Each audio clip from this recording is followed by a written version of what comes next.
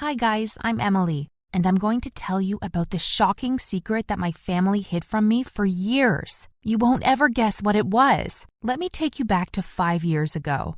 I'm an only child, and I live with my mom and dad.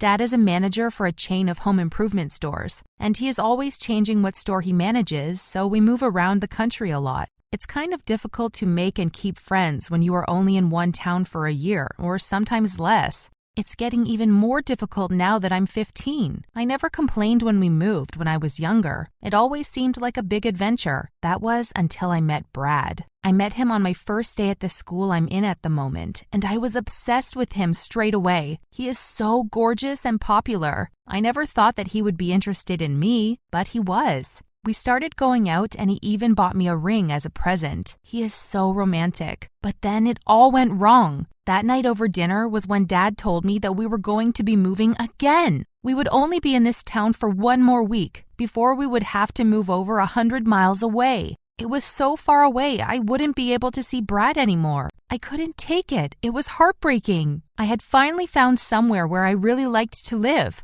And I was going to have to move? Nope. I was dead set against it. I told Dad and Mom that I was staying and that they were going to have to move without me. I wasn't expecting Dad to react the way he did. He didn't get angry. He just told me that I had no choice and I had to do what he said. It was so mean. But I had had enough. I picked up my plate and threw it at him. I'm usually calm, but I was just so angry I couldn't help it. I had been holding on to my anger for so long, not just because of the constant moving, but because of a lot of things. My family just never make an effort to understand and listen to me. Dad ducked and it missed him, but it hit the wall of our apartment with such force that it smashed. Then I picked up other plates and threw them too. I just couldn't stop.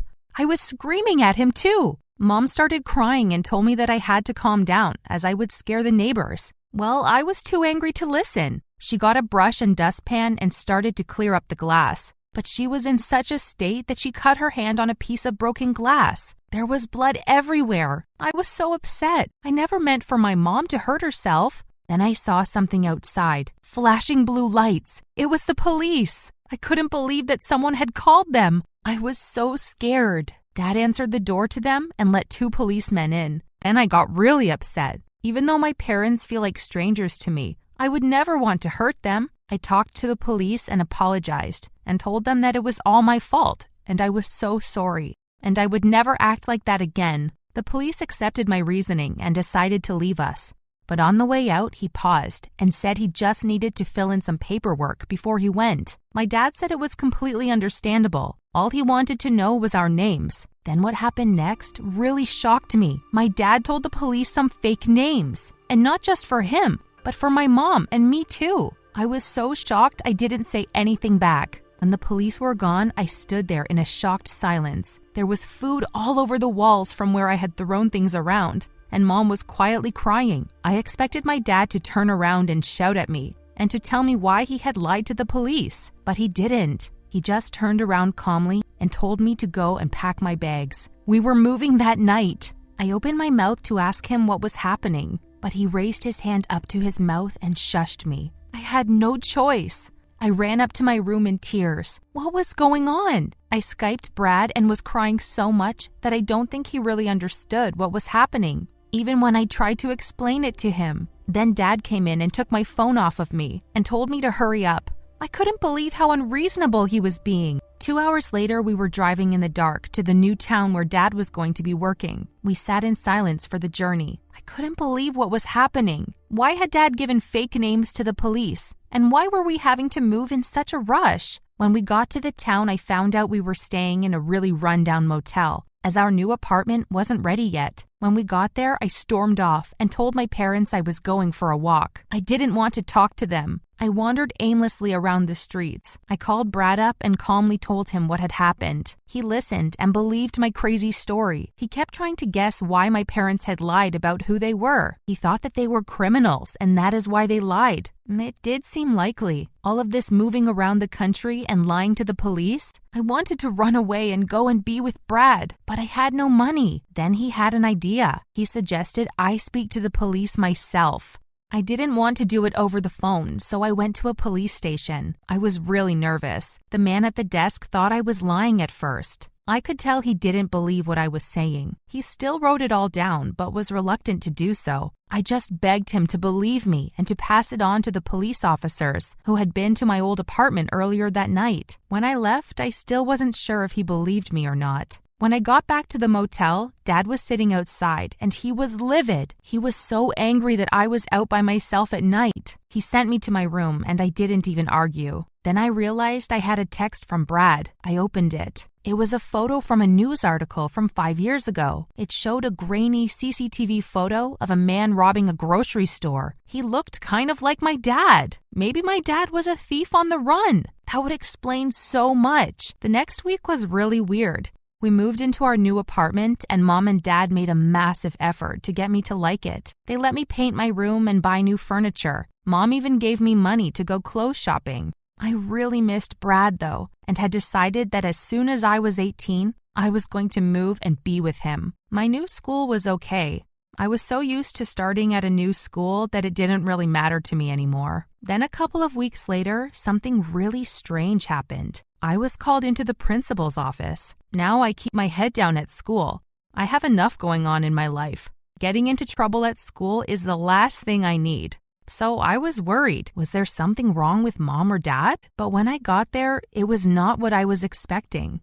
Inside were the 2 police officers who had been to our old apartment the previous week. It must be something pretty serious for them to have traveled this far. They sat me down and told me that they had got the message from me that my dad had given them false names. They had proceeded to investigate what had happened and needed to talk to me about it. They asked me what my parents' names were, and I told them their real ones. Then they showed me a black and white photograph of my parents that was years old, probably around the time I was a baby. He asked me if the people in the picture were my parents, and I said yes. Then they told me that they had some news. My parents had given false names, as they were wanted by the police. I told them that I already knew and explained how Brad had found the picture of my dad robbing a grocery store. The policeman frowned. He said that wasn't why he was here, and that case had already been solved, and that my dad was wanted for something far more serious: kidnapping. He told me that almost 16 years ago, 2 girls were born at the same hospital on the same day and had the same surname. Somehow the hospital had managed to get the babies confused,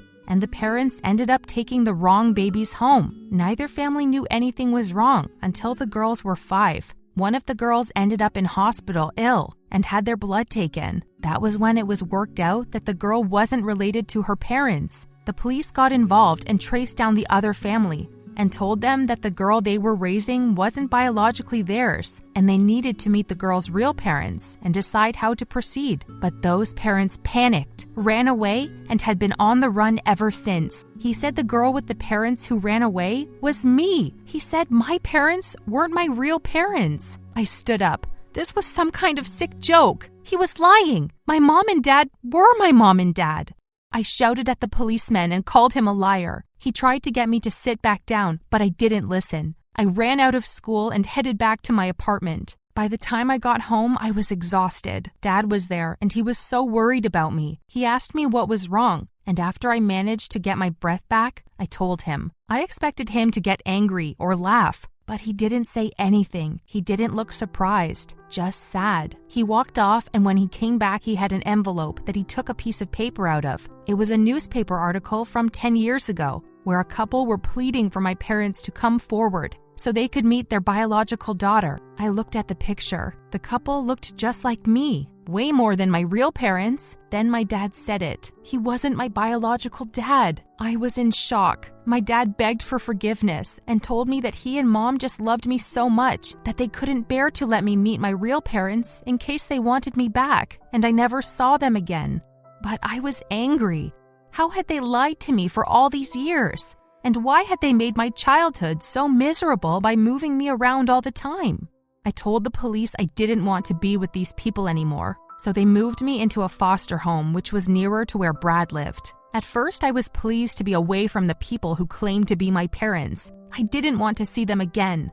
but living in a foster home was horrible. I only had a couple of drawers for all my belongings, and it was so loud with shouting and arguments at all hours. At least I could see more of Brad, and I had a social worker who looked after me. My social worker told me that my real parents had been contacted and would like to meet me. I jumped at the chance. The next week, I caught a train to a different town and went and met my birth parents in a coffee shop.